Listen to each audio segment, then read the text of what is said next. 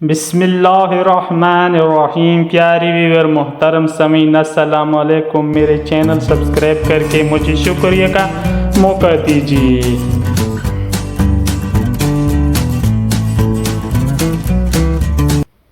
اور میرے ساتھ سوری کو سمجھنے کے لیے آخر تک جڑے رہیے۔ ایک شخص بہت ہی غریب تھا۔ اس نے اپنی بیوی سے مشورہ کیا کہ ایک رئیس آدمی کے ہاں غلامی کی جائے۔ اس کی بیوی نے اجازت دے دی۔ اس کی بیوی نے اب پہلا بیٹا ہی نہیں پیدا کیا تاکہ اپنی بیوی کو بڑی جوانی میں چھوڑ کر غلامی میں چلا گیا تاکہ آنے والے بچے کا بہتر مستقبل بن جائے۔ وہ دور دراز ایک شہر میں چلا گیا اور 20 سال اس رئیس آدمی کی خدمت کی۔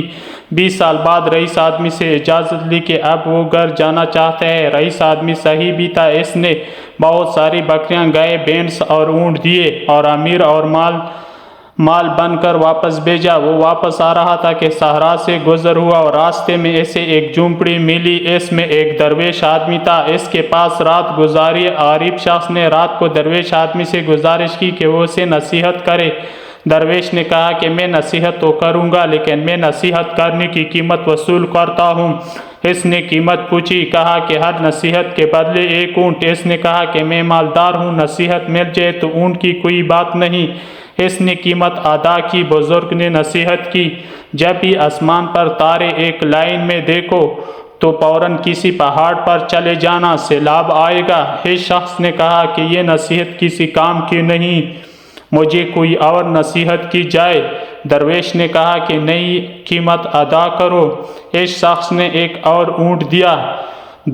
بزرگ نے کہا کہ جب بھی کسی شخص کی آنکھوں میں شیطانی چمک دیکھو تو اس سے بچنا، وہ تمہیں قتل کر دے گا۔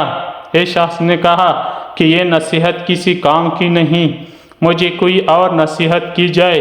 درویش نے کہا کہ نئی قیمت ادا کرو۔ اس شخص نے ایک اور اونٹ دیا۔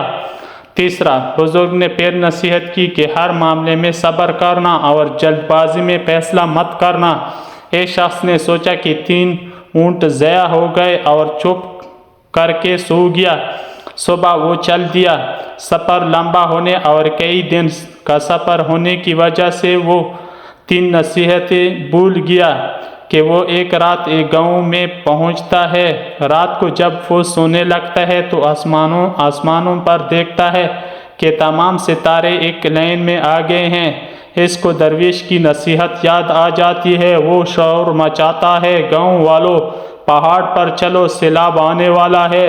لوگ اس کا مذاق اڑاتے ہیں۔ وہ اپنا مال کھول کر پہاڑ پر لے جاتا ہے اور سو جاتا ہے۔ صبح اٹھتا ہے تو دیکھتا ہے کہ سب نیچے سیلاب آ گیا ہے اور سارے گاؤں والے غرق ہو جاتے ہیں۔ وہ کچھ دن پہاڑ پر رہتا ہے۔ سیلاب کا پانی اترتا ہے تو وہ اگلی منزل پر چل پڑتا ہے۔ ایک اور گاؤں میں پڑاؤ ڈالتا ہے۔ ایک شخص کے گھر قیام کرتا ہے جو کہ باتیں کرنے کا وہ بہت ہی اچھا معلوم ہوتا ہے، لیکن اس کی آنکھوں میں وہی شیطانی چمک دیکھ کر چونک جاتا ہے۔ بزرگ کی نصیحت اسے یاد آتی ہے۔